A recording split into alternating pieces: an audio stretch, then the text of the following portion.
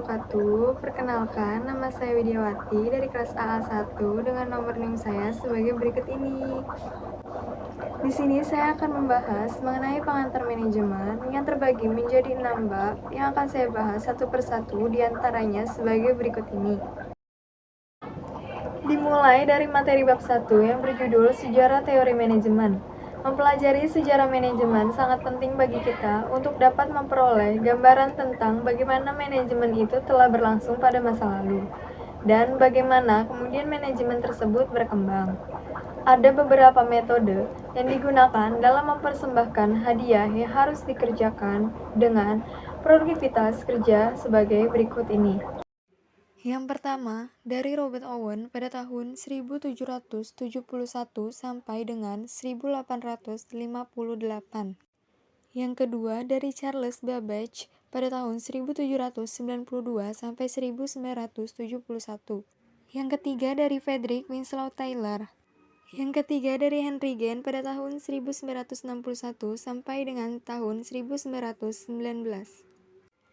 Yang kelima, dari Frank Banker pada tahun 1968 sampai dengan 1442 dan Lillian Gilbert pada tahun 1978 sampai dengan 1972. Yang terakhir dari Harrington Emerson.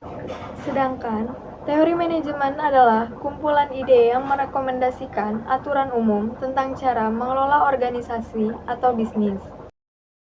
Dilanjut dengan materi bab 2 yang berjudul Kerangka Kerja Manajemen Sumber Daya Manusia.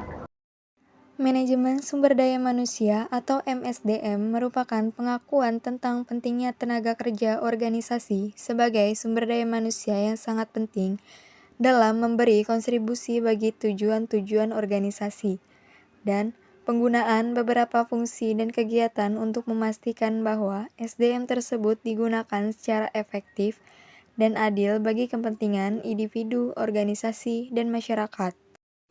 MSDM dibutuhkan untuk merencanakan pengelolaan dan pengendalian SDM. Secara konseptual, MSDM berbeda dengan manajemen personalia. Tujuan MSDM bervariasi menurut konteks organisasi.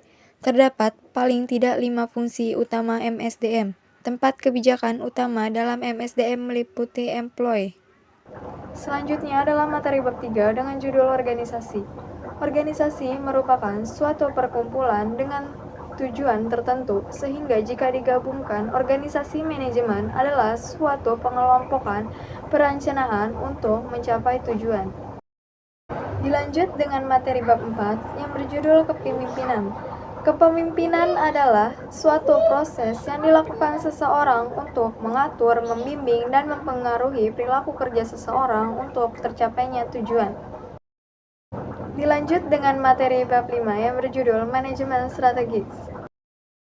Manajemen strategis adalah ilmu penyusunan, penerapan, dan pengevaluasian keputusan-keputusan. Manajemen strategis berfokus pada proses penetapan tujuan organisasi, pengembangan, kebijakan, dan perencanaan untuk mencapai sasaran. Dilanjut dengan materi terakhir dari bab 6 yang berjudul motivasi. Motivasi adalah keadaan dalam diri seseorang yang mendorong keinginan individu untuk melakukan kegiatan-kegiatan tertentu guna mencapainya tujuan. Ada beberapa teori motivasi di antaranya sebagai berikut ini, dan beberapa jenis dan bentuk motivasi di antaranya sebagai berikut ini. Berikut adalah materi yang dapat saya sampaikan mengenai pengantar manajemen dan beberapa bab di antaranya.